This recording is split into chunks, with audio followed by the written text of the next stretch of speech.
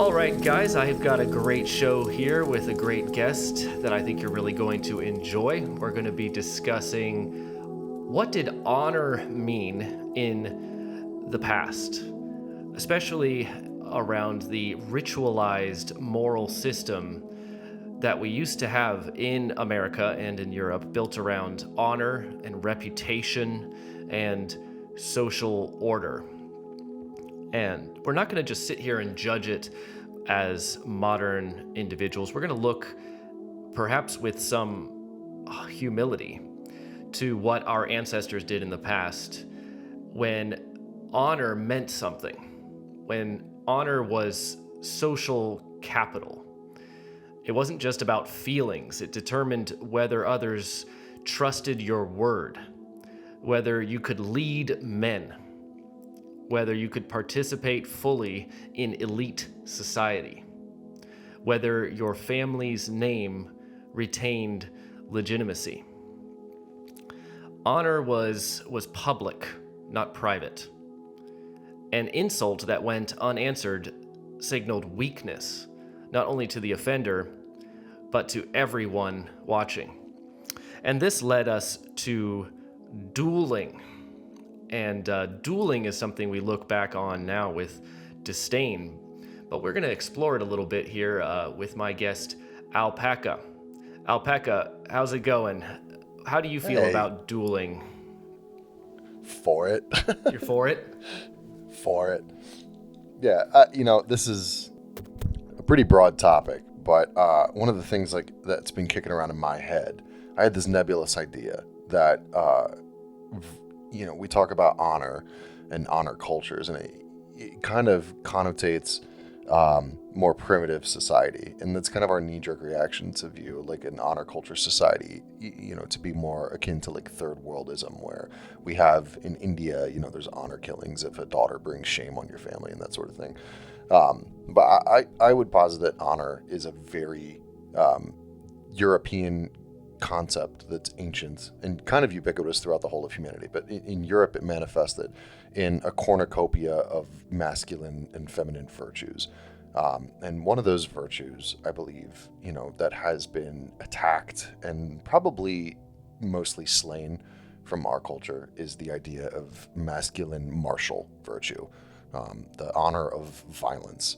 And my thesis has been, I've recently been a part of a bunch of different legal courses and classes for different certifications, specifically with, legal use of force and that sort of thing. And it's interesting to see how the law bends over backwards in America these days to ensure that maximal protections are offered to the maximally criminal party, right? The whole system is geared towards if you defend yourself or defend your property or defend your family using violence, the whole system is built to examine that action and determine whether it's legally justifiable. And there's countless ways that lawyers and judges can sneak in and question your motives and question the situation and whether or not you handled it right. Is there duty to retreat? Is there castle doctrine? Did you, was his back turned 45 degrees away from you before you took any defensive action?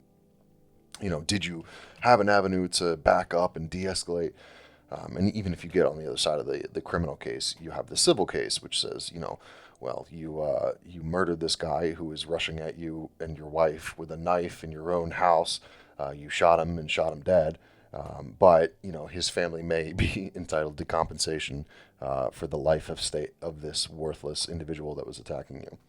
And so just noodling around with that, this amorphous idea kind of was drawn down into a relatively succinct thesis, which I'm kind of proud of, and I'm going to be expounding upon this on my Substack and a couple of different other podcast conversation type things. But my thesis is thus: over the past 2 centuries, American criminal and civil law has progressively reoriented itself away from the regulation of violence among responsible citizens and towards the suppression of violence altogether.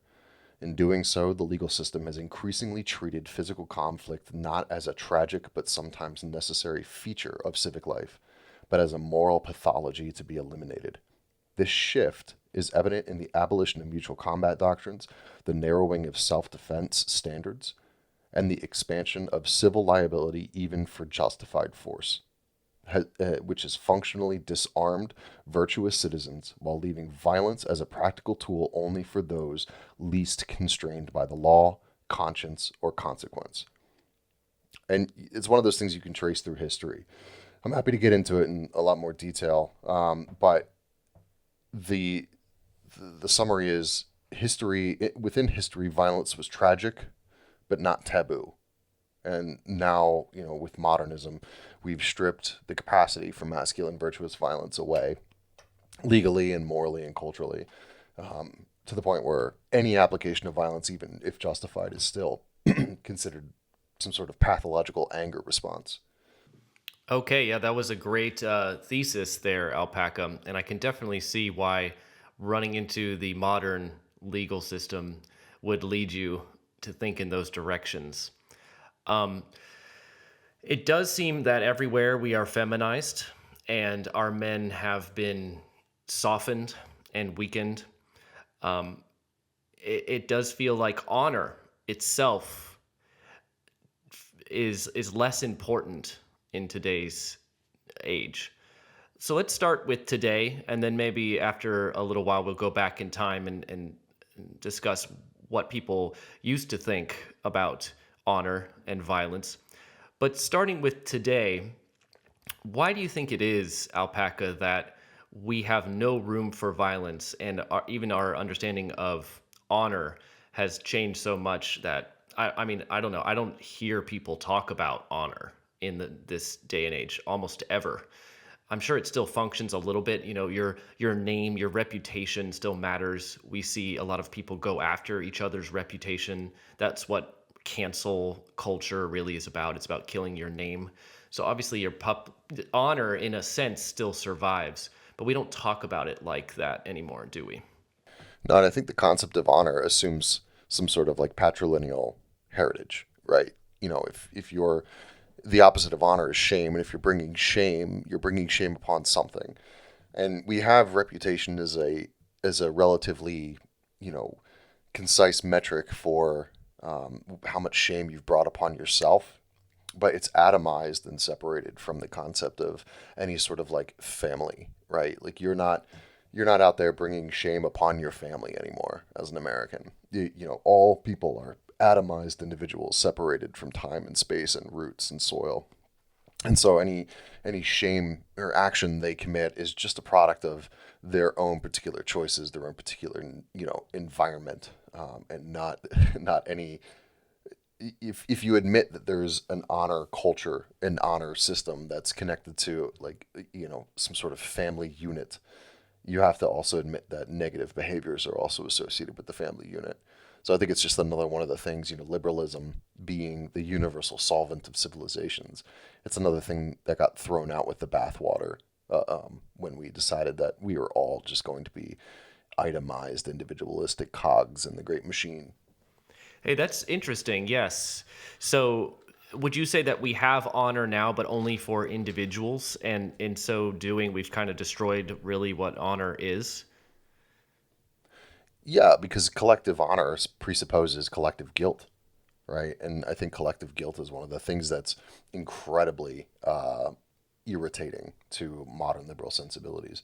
The idea that people's actions echo, you know, beyond themselves and speak to the nature of a family and a people that that person comes from.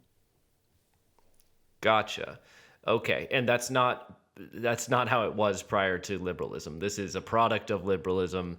Obviously, we see the atomization, but this disentangling of honor from anything besides just yourself. It doesn't really make sense, does it? Because you are not yourself. We still kind of believe that, I guess. We hear idioms like "no man is an island" or something, but I mean, if we're honest, we must admit that we are in some way the man that our parents made when they raised us and disciplined us. We're the man that our communities, our culture, even our country made as we watch TV, and we all grew up with the same uh, SpongeBob episodes, or homeschool VeggieTales, depending on how you grew up.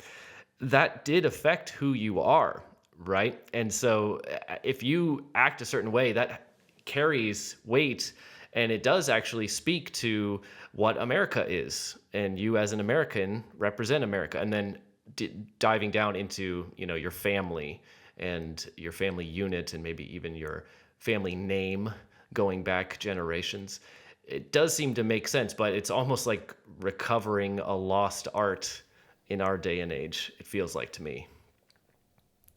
Yeah, I think there's certain ways that we still do this, right? Like if you're an American traveling abroad and you happen to like, there's a viral video of like I think it's from a scene from a movie where like a fat American couple with the stereotypical Southern accent, wearing overalls, are trying to go up the Tower of London, and these two Irish blokes are like, it's real skinny in there. Like I don't think you're going to be able to make it, and the Americans get super upset about it, but. We do it here too. If there's a meth head acting up and stealing copper, one of the first things people will say was like, "Oh, he's acting like a redneck," or he's out there acting like a hillbilly, hopped up on meth, stealing copper. Like people do make associations of someone's virtue based on perceived stereotypical characteristics, and generally they're doing it within their own race, right? I'm sure Indians have their own idiomatic slurs for people within their own different caste systems and how you behave. Blacks, I've seen it myself, sitting at a family dinner, the mom comes in, it's like, you best stop acting like a thug. um it's just everyone has their own idiomatic ways to express this idea that there is a collective association with negative behaviors, but no one wants to take it to its conclusion, in which like there is an honor associated with behaving in accordance with the positive characteristics. Perhaps it's that's what's lacking from the overall discourse, is the idea of like a positive virtue that is associated with different people groups, especially not white heritage American people groups. Talking about any positive traits, collective or generalized, is kind of a no-no under our current cultural regime. Anything real, anyways. If you make up something like Wakanda or we was Kangs, then we're okay with it, right? But if it's an actual, real, provable superiority, well, we don't want to talk about that. That would make people feel bad, right? But as we kind of uncover honor, we see that if we recover it, if we accept it's real, then it becomes a duty, right? If I think it's real, then I'm going to have to act a certain way to preserve my family's name, right? To preserve my honor and the honor of where I come from and who I am. Christians have retained this a little bit because we understand that we are ambassadors for Christ, even though, we've twisted that and forfeited it in many cases. It's embarrassing. John Piper tweeted today about Trump being racist or something. Like, it's not looking good. It's not looking good for us, but at least we understand that in that one sense. But I do think in every other sense, it's been stripped away from us, even from us Christians. Like the Florida man, the Florida man has a reputation, but I don't feel like I have anything to do with that, because it's just like, it's such a big thing. Like there's 20 million people in Florida. Am I the Florida man? No. Are people going to look at me and think, oh, he speaks for Florida? No, that's just like, I feel like sometimes this is the economies of scale, right? The scale is so big at this point that we all just feel lost in the mush. And maybe that's liberalism, the universal solvent you mentioned, but it also could just be thinking of yourself as a global man, and you just get lost at scale. The Carl Sagan cosmic dust mythology. We're all just in the timeline of billions of years, And so who cares about reputation ultimately? But back in the day, before this time, scale was much more manageable. You probably lived in a village of 200 people, and everybody knew you and they knew your family. And you did have kind of a reputation to uphold. So let's think about that as like a duty. You now have a duty to your family's name, at the very least, and talk about why dueling was considered honorable, right? Why was dueling considered honorable? Well, a couple of thoughts. Number one, it was a controlled alternative to chaos, right? It was actually violence containment, not escalations. Dueling was like a replacement for blood feuds and revenge killings. We have the blood avenger in the Old Testament law, ambushes and just other forms of chaotic violence, right? And dueling came about as sort of a medieval, more maybe primitive, we think now, uh, containment of that chaotic violence because it followed strict rules. It was honor based, it involved witnesses, it often ended without death just to satisfy honor. So, what do you think, Alpaca? Is this just something we don't need anymore because we've already contained all the violence, and so we've kind of gone past dueling as a necessary alternative to chaos? I mean, we have the Super Bowl coming up. What's it, this Sunday? I don't know. I'm not a sports ball guy. But I'm sure I'll be there with my parents, like eating nachos and watching the Patriots win. Regardless, we still have these simulacrum of war, right? Okay. That's effectively what football is. You're lying, and it's the brand of war that football represents is like very Revolutionary War esque, right? The Napoleonic War esque, wherever you have the guys lining up on either sides, muskets at the ready. Someone shouts orders, and then everyone mounts bayonets and charges at each other. So like we have these simulated avenues for men to express these masculine martial urges, and it's still extremely popular. Like most guys that watch hockey in America watch hockey because they like the fighting, right? Like most people aren't watching it because they like a set play, from behind the crease, like waiting for a goaltender to make an outstanding play. It's all about watching the spectacle, and I think our culture is full of spectacle, and that spectacle has been put in place as a replacement for violence. And something that I think is interesting is that citizens are no longer presumed capable of judgment under threat, right? Like that's a big thing, with the idea of dueling. It was Cain and Abel, but formalized, right? It was might makes right, but but made formal and good insofar as there was witnesses and there was rules and it was fair.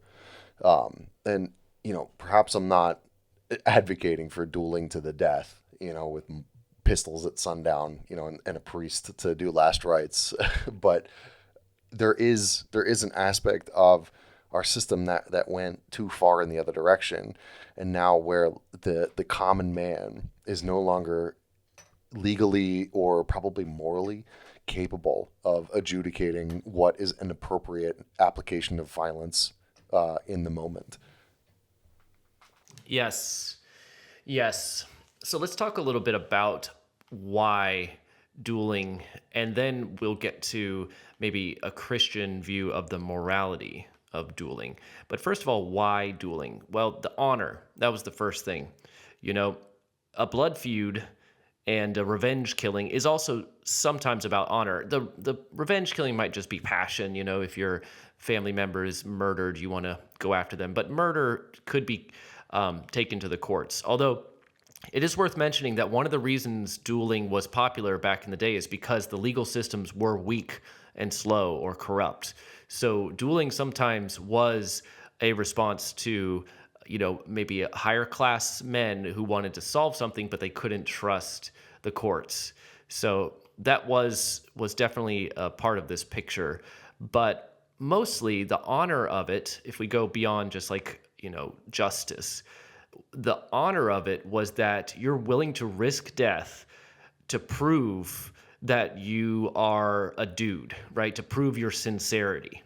Your reputation matters more to you than your life. There's a core moral sort of honor, respect that can be seen there if a man is willing to do that. You know what I mean, Alpaca? It feels like we almost don't, nobody cares about their reputation or anything. Imagine if Elijah Schaefer challenged Milo to a duel to like defend his honor. We would like laugh, we wouldn't even, we probably would not care. We wouldn't think, well, okay, wait a second. Now Elijah actually might be a good dude because he's willing to fight over this, We don't care anymore. It's like you don't even have that option. But back in the day, maybe not with like that exact example, but that was sort of the moral logic here was like, you don't know what happened, but that guy was willing to stand and die rather than let his reputation be tarnished. And Milo would have to like, apologize for drama dumping online in order to not fight this duel.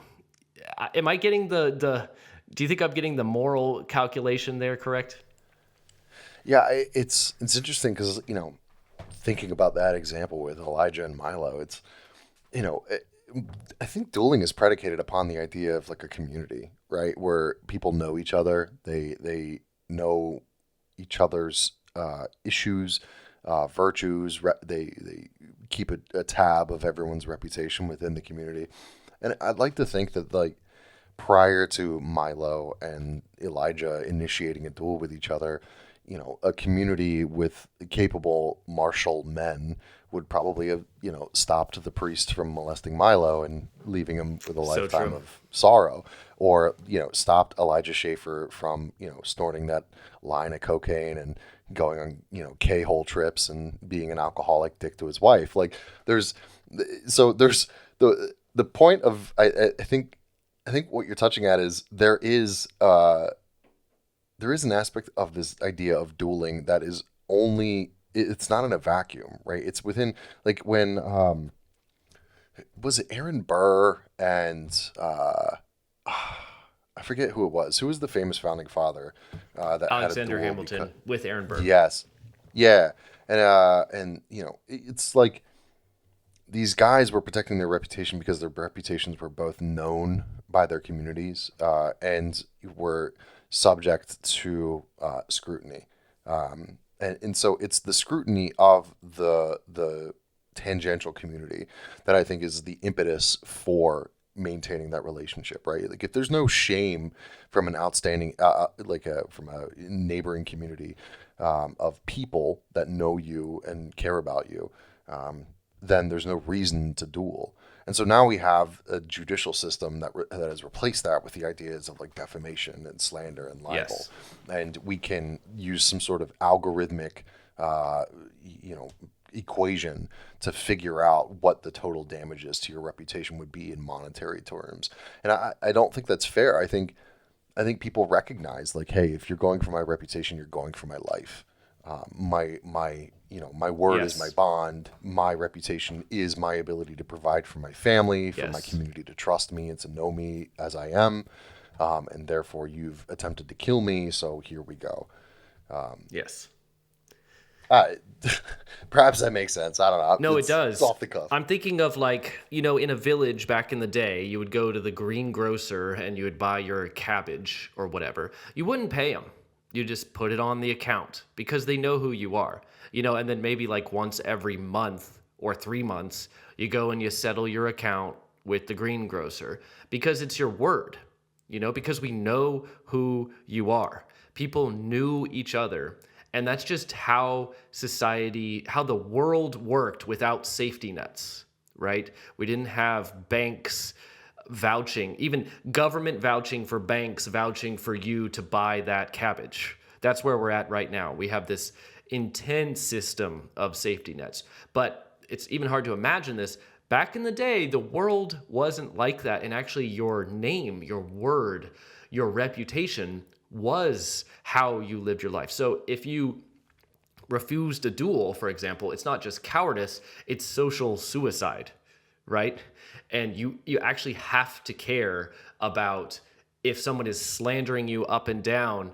I think one of the ways our consciences have been seared is that we see so much slander on the timeline every day that we don't really care that much.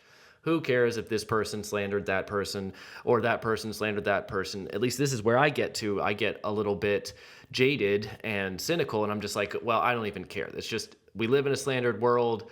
Everybody's probably slandering. Everybody's probably messed up. So we're just going to keep moving on. But that's not how the world used to work, because, your word and your name, your reputation, it was actually important. And now I feel like I don't even care about judging other people that much, because I can't trust what people say, because everything is slander. And also, I maybe am leaning on that safety net world where everything is just going to kind of be taken care of by the system. And who cares about reputation? The only kind of reputation that seems to matter nowadays is this grifting social media reputation economy with the cancel culture, public shaming. And it's also disgusting that I almost don't even want to be involved in reputation in this world. And I think a lot of good men kind of hide in that. There's a libertarian impulse there to say, I'm just going to take my gun and go into the woods and not deal with this. And who cares if people like me or not? I feel like that's a masculine. It does feel a little masculine, maybe excessive lone wolf masculinity, Sigma style MGTOW, but I get it, because the way we were meant to work is not really working anymore. Yeah, I mean it's interesting, right? If you're in an environment, with Archibald is up in the mines, and Mrs. Archibald is trying to get cabbages from the grocer, but Billy Kimber is in town, talking about how Archibald's an alcoholic and he never pays his debts, and your credit, your ability. Yeah, the grocer, ceteris paribus, is going to assume that Archibald's wife, Mrs. Archibald, is going to come back and pay once the mining company does payday at the end of the month. But if Billy Kimber's out there saying, well, he's drinking away all of his salary and all that stuff, well, now you're in a situation where like your wife and family can't take credit from the grocer. And so the stakes are high Yes. if you allow slander and reputational harm. And that's how European, especially Northern European societies, like one of the reasons I think we developed the way that we did from an anthropological perspective is because we had to plan for long-term calorie storage in the winter. And when you do that, it requires a lot of social cohesion and a lot of trust in the community. And if you're outside that community, you're going to die and starve to death, right? So our entire like lineage is predicated upon this idea of high trust, high reputational risk. And with the modern analog, you're talking about Twitter and influencers. There's not that much risk. The highest risk people are like, I was listening to George I think Bagby, talk about his cancellation as a teacher in the classical education system, similar to like a Thomas Acord. And that's where people go after your reputation, to dox you, to slander you, to cause all these problems in your life. And it's with the express purpose of removing your ability to feed your family. Mm-hmm. And those are the high risk situations. Like that's probably a situation in which dueling would be appropriate. It's like, you're gonna say all these things about me and my character with the express intent to, deprive my family of food. Maybe we should have a duel. But most social reputation now is so low stakes. We're all numbers and cogs in this gigantic interlinked, financial system that spans the entire globe. It's like some sort of, Lovecraftian octopus. Yes. And there's situations in which I kind of wish we would go back to a more localized view of our reputation, our patrilineal reputations, and our honor, and say like, no, this is my name as Mr. Paka, and my son's name is like the heirs of Paka. It's worth fighting for, and probably worth killing someone for if they try to destroy that good name. Well, we're going to move on to the Christian morality of dueling here in a second, but I just want to nail down like what is so broken here. It's this devouring mother system where you're not allowed to be a man, but you're also not going to die. So just kind of like relax and mommy's going to take care of you, right? But even when someone gets completely canceled, like you said with Thomas Accord, and he is just hounded, he can't even get another job. They get him out of his job. We all know in the back of our head, like, well, he can get Medicaid. He can get food stamps. He can get Section 8 housing. Like, we take care of literal homeless people. We have people who are schizophrenic on the streets of our cities who are surviving to do more drugs tomorrow. You know, we have that in the back of our minds so that, yes, you may lose all of your social status. You may lose your job. You don't have a good job, but you're probably going to be able to get a job at a restaurant. You could work, you could wash dishes, you could flip burgers. You know, we think that Drive a FedEx truck. right? Yes, you could drive a FedEx truck, and you know, some pastor will say that no great moral injustice has been done to you. Do you see how that kind of just sort of neuters the masculine impulse to like protect your family? Because in the end, the great big mommy of the global state will make sure that everything is taken care of. You don't need a reputation. Don't you worry. We'll take care of you. Do you see how that kind of just it makes all forms of real I don't know, real sovereignty, personal sovereignty, just feel sort of unnecessary in the end. Yeah, and I think you can't separate the fact that, the dissolution of Western masculine virtues with the increase of the availability of the public purse, right? Like part of our virtue is built in the necessity of maintaining those virtues, and so as you say, if you extended the social safety net only to Americans that were going through a hard time or taking some sort of reputational risk, it'd be one thing. But then you expand that out, and you're now part of like an underclass that is constituted by every person in the world that decides to cross the border and claim asylum or immigrant status. Every single licentious class of person in the United States, you're milked in with them. But like you're saying, the gap between the being middle class and employed versus being lower class and taken care of by the government, more or less, versus starving to death in the woods during a abnormally long winter.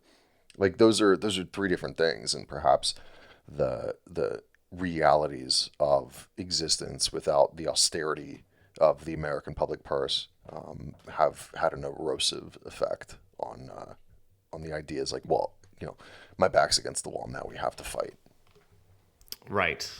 I do feel it's just a different world. And in this world, it would be probably one of the hardest cells that I can think of. We live in the far right of Christian nationalism or whatever you want to call it. And there's a lot of hard cells, like patriarchy, that's a hard sell. Race realism, that's a hard sell. The Jewish question's a hard sell. They're having an explicitly Christian government is a pretty hard sell, surprisingly. But this one feels like almost like the most difficult one I've come to yet, because why the heck should you care, right? If it's not really life or death, it doesn't really seem like our courts are pretty reliable. That was a big one, right? The courts were unreliable. They're corrupt. And there was no police to call either, right? You're in a pre-industrial village. That is true. The police, the universalized constabulary was not established until the Irish immigration of the 1800s. We don't blame the Irish for that. Calm down. Anyways, the not having law enforcement at your call is a big part of this. And then even when you get to law enforcement, courts were unreliable or corrupt. So that's kind of gone away, although now with liberalism leading to leftism, we're in a new world. But it's not necessarily a bad thing that you can call law enforcement and they could be at your house within 5 minutes to enforce the law. Like, that's actually not always a bad thing. That can be an improvement in some ways. And if that could avoid things like blood feuds And duels, that's actually good.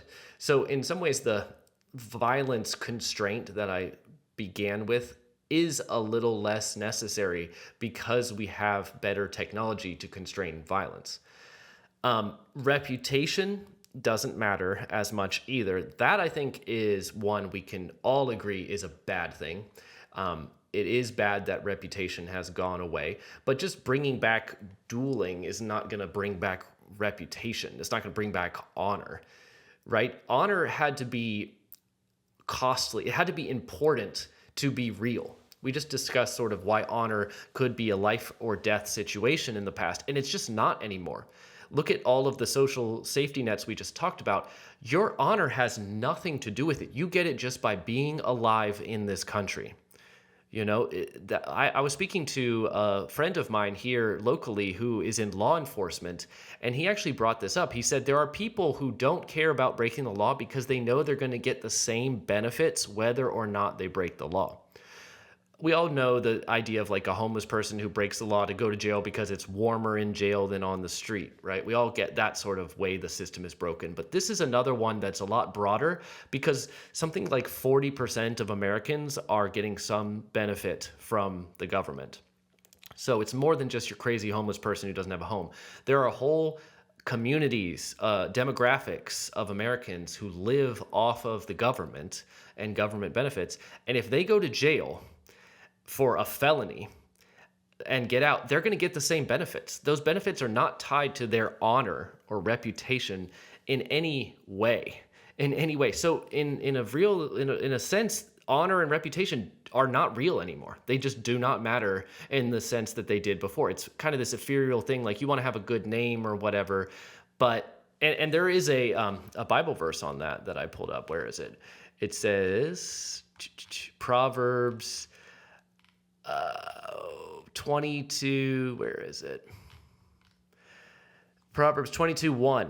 A good name is to be chosen rather than great riches. Proverbs 22:1. Now, is that true today, Alpaca? Is it true still? Is this eternal wisdom of Scripture still true today? A good name is to be chosen rather than great riches?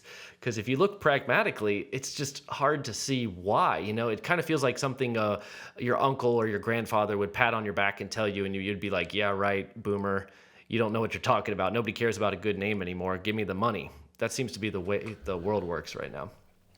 Yeah, I think it's a function of class. If you're within the working class, and by to quantify it, I guess I would assume working class being, someone who's employed at whatever the base level is, up to probably 100, 125,000 a year, would be more or less working class, equivalent to what the boomer working class was.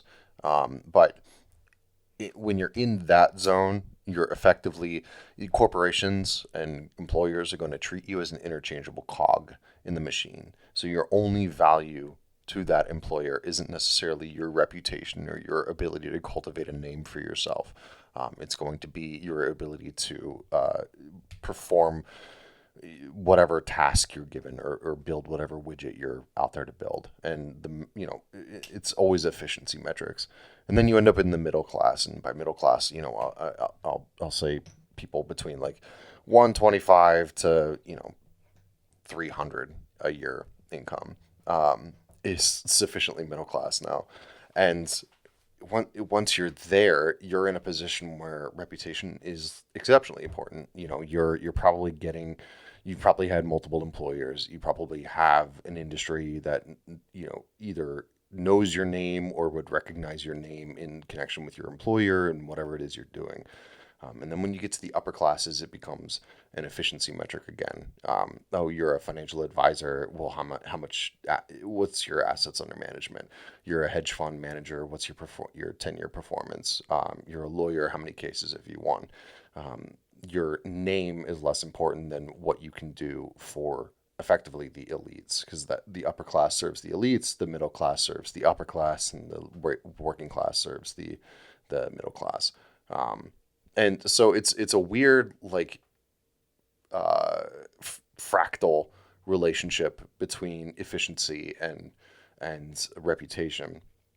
But, I think the scriptures still hold true that a person's reputation can be a make or break in a situation where, efficiencies are not necessarily the deciding factor. Um, but yeah, I think you're fundamentally right in the culture driven by GDP and numbers and accounting spreadsheets.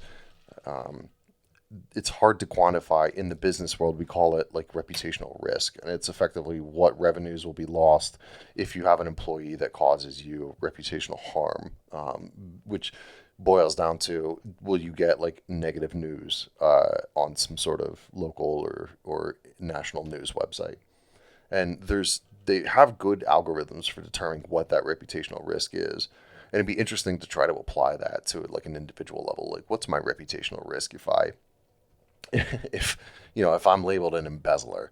What's the odds of me ever making any money in the financial industry again? Probably pretty low. Bernie Madoff didn't do all that hot after he got convicted. So I think it's still kind of important, but not to the degree of survival. I love what you're saying there about the class, because when we did Duel, it was really a upper class thing. It was class bound, anyways. There might have been some duels going on in other classes, but it was class bound. If someone who was seen as sort of inferior to you tried to challenge you to a duel, you could reject their challenge without any reputation loss, because they're sort of like unworthy of you dueling them. It's not for servants or inferiors. And so there's this, again, liberalism, the universal solvent, the democratization, the leveling of all distinctions, has made it so we don't see that as real, even though it is real. I think what you just laid out there is a real phenomenon in our society right now, but we don't think that way. You see even upper class people wearing, sweatpants and hoodies, and in no way distinguishing themselves externally as being any different than someone on food stamps, right? They look very similar. I mean, maybe their brand of sweatpants is more expensive. Maybe they pay $800 for their sweatpants, but they're still sweatpants. Used to be there were all these distinctions of classes, and if someone even cared about your reputation but he wasn't of your class, you could just really turn up your nose at that person. And it wasn't even a pride thing. It was just no, I'm not going to duel a servant. Are you joking me? And that's kind of been demolished at the same time that what you're describing as the pragmatics of the world is actually at play. So it's very funny, but I think really the elites out of all of modern society might be somewhere where reputation actually really does make or break who you are. We saw this with some of the Jeffrey Epstein stuff. It was all about connection, informal connection. And, these people are not even really friends or allies. They don't have any shared values at all. You had Jews and Christians and Muslims all together, all getting blackmailed so that there's something to hold them together. But the main thing was power, and there is a bit of reputation there. So you could kind of maybe see it in our elites, I could say, although there wouldn't be anything as honorable as dueling right there. You'd probably get someone murdered, assassinated if you needed to. But it's just such a different world to think back on when dueling was honorable. But should we bring it back? Let's go to the Christian morality of dueling here. And it is pretty clear and consistent that the church was always firmly against dueling. It said many things. There were a couple core objections to dueling. First is a violation of the sixth commandment, obviously. I've always had a interesting take on the sixth commandment. It says, "Thou shalt not murder," and murder is unjust killing. So you could make an argument for, maybe in a world where you cannot trust the police or trust the courts, that a duel could be just and therefore not murder. But if even if no one died, if you intended to kill someone, it does matter, in a duel. What do you think about the violation of the sixth commandment for dueling, Alpaca? Yeah, I mean, I think murder is unjust and unwarranted killing, right? So the you, you know I would not expect a pastor or a theologian or a priest to ever endorse application of mutual combat, right? Like, barring some really really bad popes, there's been very few throughout the course of medieval Christendom, and even like with the Protestant reformers. I don't think you're going to find a whole lot of people that are going to openly endorse all cases of mutual combat. That said, there is an argument to be made that there's a duty within the man of the household, the paterfamilias, to take into account damage that's being done to him and his reputation and the reputation of his families and his son.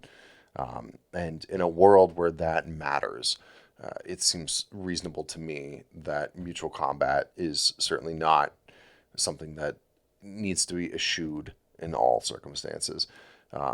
And I'm trying to think of edge cases, right, where it's like the Hamilton and Burr duel, where it's completely over slander, right? But I would imagine that the majority of those cases, especially from like the militia era to the Wild West, like these aren't just reputational issues. These are safety to the town issues. You have people that are transgressing the moral and civil codes that are inherent to a high trust society that's looking to survive on a frontier environment. And so the application of violence and ending a life in service of providing safety for those under your care. If you're a man, part of your duty to that community is to be someone who's capable of instigating violence and dealing with those issues in a judicious manner, whether or not it's specifically within the bounds of the law or under the auspices of a magistrate. There's situations that arise, I think, where it's morally acceptable. But from like a cultural aspect, I think it's certainly a moral good. Like there is an aspect of you have committed such an act that warrants your complete ostracism from this community, even like violently so. Yes, that was one of the ways that Christians actually defended or justified dueling, like Alexander Hamilton. He was a devout Christian. But one of the primary defenses is that honor is like a moral duty, right?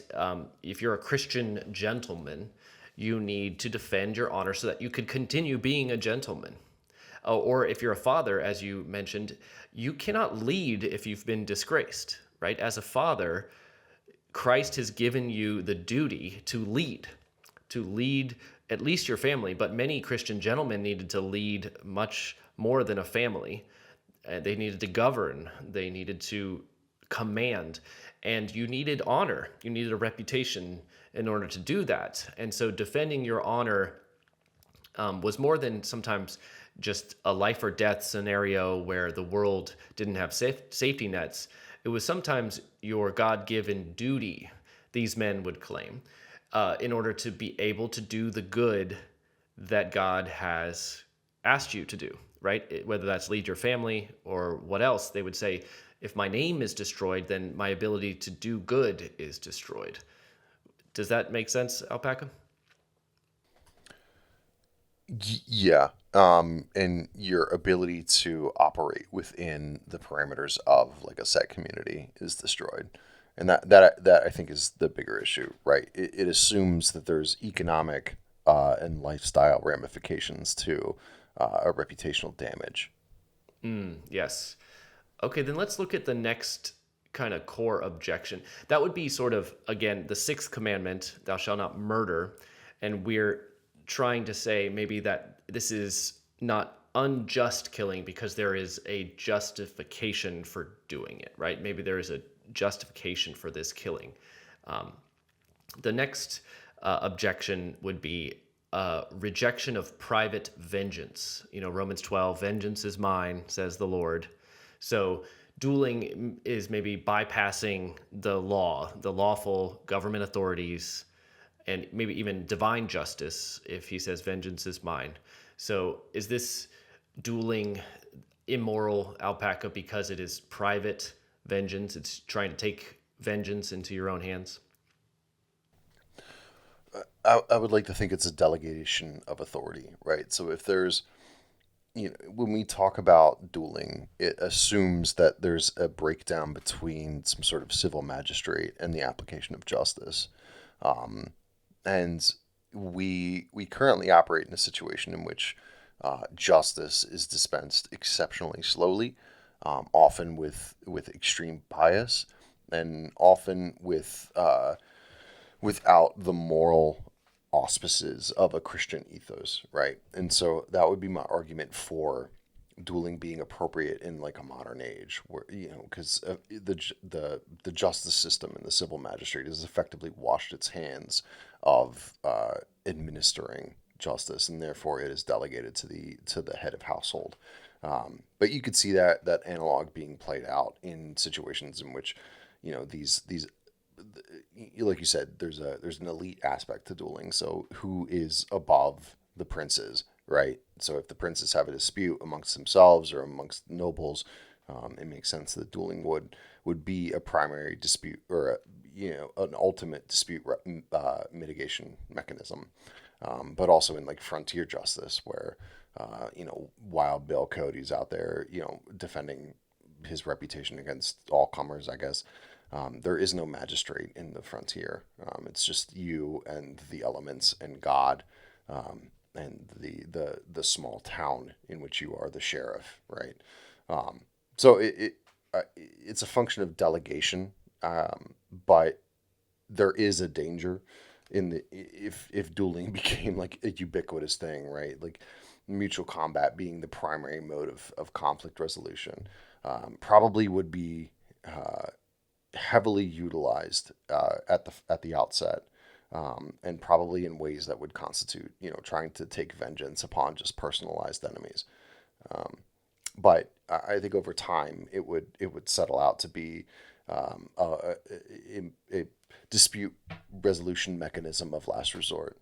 But it's also important to note the distinction between private enemies, personal enemies, versus like enemies writ large, whether it's enemies of the church, enemies of the state, enemies of family units. There's easy ways to justify actions against an individual that is causing harm that is not strictly interpersonal. Yes, that's good. Thanks for thinking through this with us. I really am learning here, and thinking about this is helpful. Another Christian objection is just unbelief, right? We're supposed to obey the Lord, and Christian submission to lawful authority. Do you think this feels like butting up against some of the same Christian morality we've come against before with Christian nationalism and other topics? It's this Gnosticism and extreme pietism. But that is one of the objections to dueling, is that it's a form of unbelief. You're presuming against God. You're testing God, right?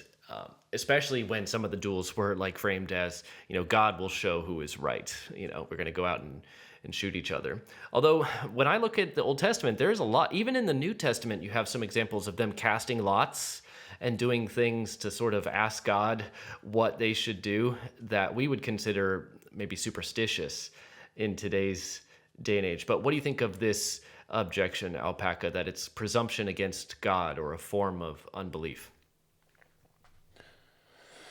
Yeah, I mean, I would caution Christians against using randomness as like a deus ex machina, right? To determine whether or not an action is virtuous. I think there's enough written about Christian ethics to make a determination in most cases. But the issue is violence, masculine violence is ubiquitous, right? So what we are determining is what is the moral, virtuous application of that masculine violence.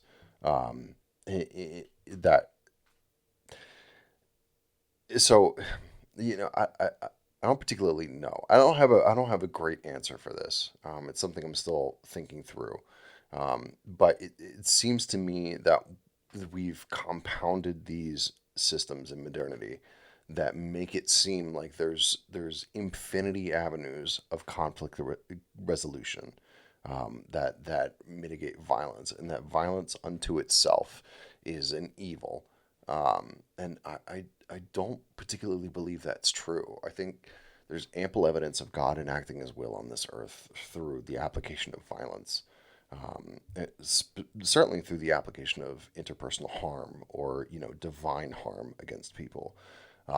So it makes sense to me that there is room in civilized Christian society, for us to have questions of, when is, violence appropriate? Should men be capable of applying violence against other men? Um, and what does that look like? And perhaps this is a neglected avenue of theology in practice. But I don't know if we're going to be answering that question tonight. No, yes. Well, that's great. That is still helpful, and I think as we try to reclaim masculinity and fight back against sort of the extreme pietism that we see in modern evangelicalism, especially, it's good to talk about an extreme case like this that was the norm not that long ago, and especially with the connection to honor. So the fourth and final objection to dueling here has to do more with the honor thing, and that was that honor could, in Christian morality, be, instead of honor, pride, right? It's about your reputation as a source of your own pride. The Christian theological word for this is vainglory, right? Christian theology does not reject honor, but it does reject vainglory, which is slightly different. We could say, like, honor is the recognition of real virtue in a man, right? Real goodness, real merit, ordered, godly, ordered, not disordered, not perverse, but real virtue. The recognition of that, the public recognition of that, is a good thing, actually. That's honor. And we see that in the Proverbs. We see that in other places where if you receive external praise, but for the right things, that is not a bad thing. But vainglory is different. It's kind of like the desire to be seen and praised for the sake of your reputation, for your own self and pride, right? And so that could easily have been tied up in this honor culture of the past, especially with elites and wealthy people, and dueling was a part of that. What do you think about that, Alpaca? It seems like that's definitely a risk here. Don't you agree? Yeah, I mean, I think part of vainglory in and of itself, right, is that it is vain. It is empty, ultimately. If your glory is in something that is tangible and true, you're not at risk for being vainglorious. And so, I think there is a risk for the haughty, in an environment where hypothetically dueling is acceptable, to protect reputations, of people that don't really have anything to protect. Their entire ethos. You end up with like the gunslinger character that's like, my entire reputation is built on the violence that I use to instill my reputation. And that's certainly outside the bounds of Christian ethics.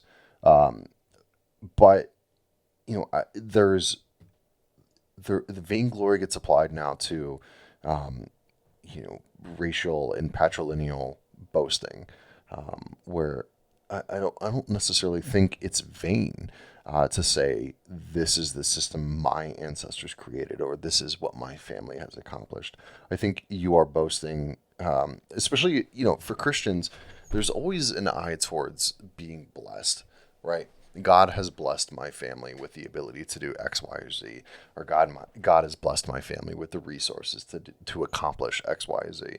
And boasting in the name of God, look at what God has done through my family, is never vain, right? And so if there's a situation in which your honor is impugned because you acknowledge God has done this through my family, through my ancestors, through my accomplishments. God has worked his will. And someone impugns that to the point where there's reputational and physical economic risk. I don't think it's wrong to correct them, even martially, and say, look, if you're impugning the truth claim of my boasting in God's blessing, you're impugning the character of God. Um, you're taking something that is true that God has done for me and for mine, and you're saying He hasn't done it. I don't think that's really pouring much water on the argument that there isn't a cause to be upset with someone that impugns that reputation. I think an extreme example of this would be the reputation of God himself, right? Which we would call blasphemy. And in our country, this United States of America, we had blasphemy laws where you were not allowed to blaspheme our Lord. Those have gone away. Now we've replaced them with a different sort of blasphemy law for different sorts of gods.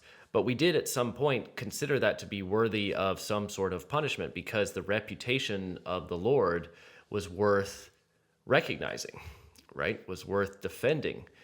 But that seems to have gone away.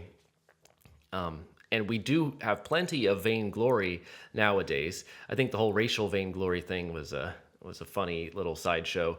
But the love of praise is still alive and well, even amongst many Christians, and they don't seem that worried about it, right? They would be shocked by some of the honor culture of the past, but there is plenty of Christians who do seem to love the praise of men quite a bit. And the words of our Lord are pretty direct when it comes to that, right? He said that they have received their reward, right? So there's certainly no room for this hypocrisy, this vainglory that is doing good or just doing whatever to be seen as being good, to be praised by others. But we seem to have plenty of that nowadays and not too much of the recognition of actual moral good that, even if it comes from others, is a good thing. That sort of honor culture, even I don't see it that much in our churches. I have men in my church who do good, but they don't get much recognition, and even if you try and give it to them, there's a lot of like kind of deferring, like, oh, no, not me, and we don't have much of that honor culture. At least it feels like that to me. Would you agree, Alpaca, that that's like a lack, that's a gap in our current church culture? Yeah, I mean, look, Psalm 44, it says, in God we have boasted continuously, and we will give thanks to your name forever, Salah. And it's like one of the things we do prayers with my kids every night, and every night, we're thankful for daddy's job and for the opportunities that we have as a family and for all the material blessings that we have. But the point is that we're giving credit to God for those material blessings because God is enacting his will in our physical lives by situating us in a place with a people with particular talents and a particular lineage. And so, the boast, if we're going to be boastful about who we are and what we are capable of, it's always within the frame of this is where God situated us in his divine plan, and all credit goes to God, all glory goes to Christ our King for all the blessings that we have. And that is, we look at, like I said, liberalism is a solvent. Well, so is Christianity. Like, Christianity is a solvent that says, the differences between us aren't random. They aren't just the happenstance of the universe or like the roll of the dice. The differences between us are something that Christ ordained, that God ordained before the foundations of the world. He knit us together in our mother's wombs and knew exactly what the course of our life would be. And in that, I think we have the room to boast. It's not vainglory to say, God has placed me within this people, within this time frame, within this subset of talents or innate abilities. And in that boasting, insofar as it's pointed towards God, our creator, and what he has done for us, I think we are justified in praising God for that. And insofar as like, and I think it's why part of the reason why reputation is so important, right? Is because a righteous man stands before God and before man and says like, this is what I have done with my master's talent, right? And so if you're in a position where someone is impugning your reputation and saying you haven't done enough or you haven't done what you should have done, or you're or just lying about you and slandering you, it's not just about you. It's about what centering it on God's blessings and his plan for your life. It's like you're impugning what God has laid out for me in my life and what we have done as an individual and as a family under the auspices of our Creator. And so like that throws it up to like another level for me, in terms of importance of maintaining honor and reputation. It's not about me. It's about what God has done in my life and the testimony that God speaks through my life and my son's life and like, my family lineage and the Presbyterian line of the alpaca family going back to like 16th century Scotland. Like, so it's, there's more to it, and placing your boasts outside of time and outside of your own innate abilities and allocating it to the Creator that is worthy of praise and thanksgiving for everything that he gives you, really kind of puts it into context, I think. Yes, I agree. I love that. Thanks for sharing that thought. It's so true. Um, it's actual good. There is real, actual moral good in what you just described in many things. And we can recognize that. We should recognize that. Why would we not? Right? Why have we been sort of shamed into thinking that recognizing good things is bad? We are very good nowadays at recognizing and criticizing when something is morally wrong. There's a lot of outrage these days, but there's this weird aversion to recognizing good, actual moral good. And I think that has killed our sense of honor. It's killed it. We don't have the ability to have an honor culture if we can't recognize good. And I thought of Romans 12 here, where it says, Paul is literally commanding the church in this very famous chapter, outdo one another in showing honor. Outdo one another in showing honor. Sometimes people point to this as like the most competitive verse in the Bible. I've heard that before because it says to outdo each other, right? To do better than each other. So this is like a competition, right? But in what? In showing honor. In showing honor. So obviously this is commanding you to show other people honor. It's not that vainglory, that love of praise for yourself, but it's still saying to have an honor culture, because that's what this would create if you just had a culture where everybody's trying to honor each other. And how do you honor? By recognizing something in them that is good, maybe in their family, in their ancestry, in their name, in their reputation, whatever. You recognize that and you honor it. You cannot obey this command of Scripture without doing that. But I don't know. Do you agree? I have felt that there's this aversion to that in the church, especially in Christianity, where we feel like almost like that's distasteful or arrogant to receive 100%. honor. Yeah, it's a facet of baby boomer life, right? Where you refuse to talk about success. The church is really only for talking about struggles, and therapy sessions. But I think of Isaiah 10, where he says, when the Lord finishes all his work on Mount Zion and on Jerusalem, he will punish speech of the arrogant heart. And for he says, by the strength of my hand I have done it, and by my wisdom, for I have understand. I remove the boundaries of people and plunders their treasure. Like a bull, I bring down those who sit on thrones. My hand has found a nest, the wealth of peoples, and as one gathers eggs that have been forsaken, so I have gathered all the earth, and there was none that moved a wing or opened a mouth or chirped. And it's like everything is from the same source. We're all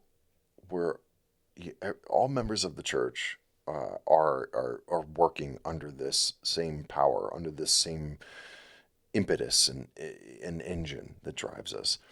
And I think you're spot on about the aspect of competition. Like there's this piety culture in which we're constantly trying to like outdo each other in prayer life and scripture reading and which commentaries we've read and which devotionals we're doing. And yeah, all that stuff is really good, but how about a competition for men in the church for like how are you providing for your family? Like what cool things are you working on? How do we economically support each other and compete against each other to make the church a beacon in our communities of showing the world how we take care of each other and how blessed we are by the talents and the treasures that God decides to give us. Um, and it's not a prosperity gospel, right? It's not an algorithm where it's like X amount of 2x prayer plus 2x Bible reading equals X amount of dollars. Like it's not how it works. But if everyone in the church is intentioned on competing for honor, for virtue, for success, for responsibility, for being, leaders in their community, it's only going to yield good fruit, right? And I think there's a strong lack in the church of encouraging success.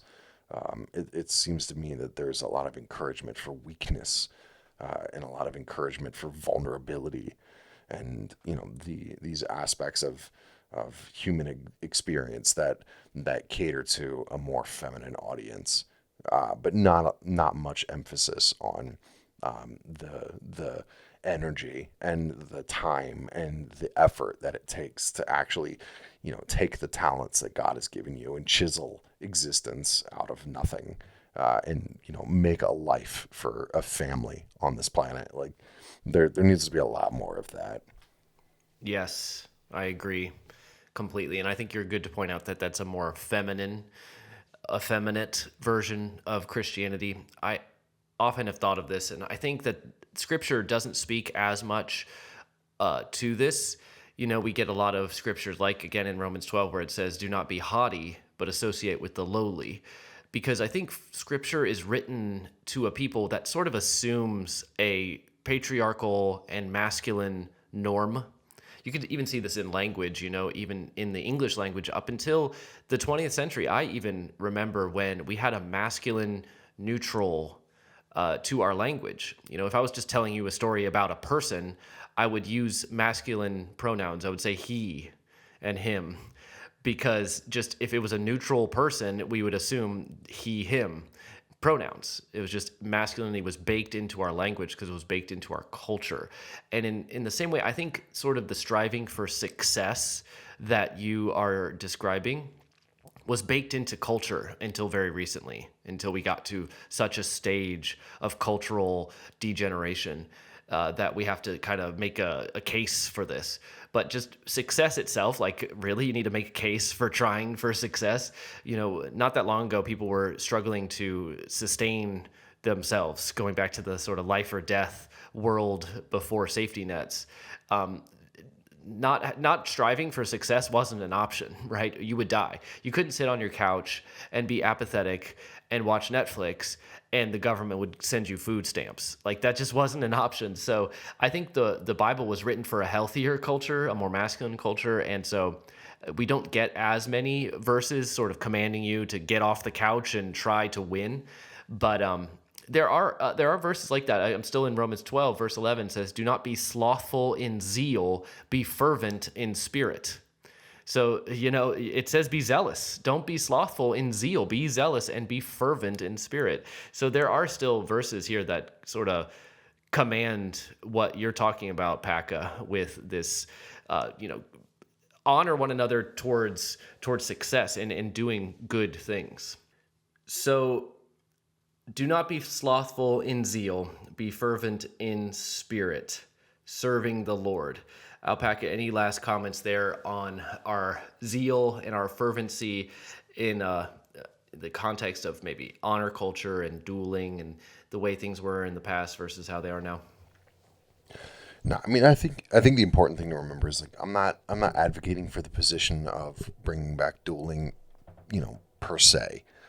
What I'm trying to think through is that it seems that specifically masculine virtues have been relegated to some sort of state of antiquity, that they're not important anymore, and whether or not those virtues are drive to success or martial in nature, it doesn't particularly matter. What the modern church is ill-equipped to deal with the man that wants to be virtuous. To be a virtuous man in the modern evangelical movement is to be a sensitive woman. And so my kind of send off here is, we need to rethink our priors on some of these modern virtues and figure out for ourselves what we are sola scriptura. What virtues of manhood accord with Scripture, what virtues of manhood accord with a pragmatic view of history and where we are as a people, being oppressed and invaded as a nation, and what virtues of manhood are needed in the modern world to not just find a wife, but maintain a family and be able to provide for them in the current context. And so these are all things that I think our group of guys are thinking about and discussing with other men locally, and we encourage you guys to all do the same. Amen. We need more men in the church. We need real men in the church. And I hope our generation or the generations after us will recover what was lost. I'm still in Romans 12. It says, "Let love be genuine, abhor what is evil, hold fast to what is good." I want to focus on that. Abhor what is evil. We don't have enough of that, I think. At the end of the chapter, it says, "Do not be overcome by evil, but overcome evil with good." I think we have a lot of outrage and we have a lot of angst and anxiety, but I don't see us overcoming it. Alpaca, I don't see the church overcoming evil with good. In fact, I see the church being overcome by evil. Sometimes not by holding fast to what is good, but sometimes not by abhorring what is evil. We let it in little by little. Well, it's not that bad. Well, did God really say that women shouldn't be pastors, or whatever the controversy is? We let it in. We let it slip in to our churches. And I wish and I pray for a day when we had men who would stand up for what is good and maybe even put their life on the line. Again, like you, I'm not here trying to argue a Christian case for dueling, but maybe they would put their life on the line to protect what is good, to defend what is good, to overcome evil with good. We need men like that. So let's keep praying and working towards that in Jesus' name. Amen. Let's go, boys.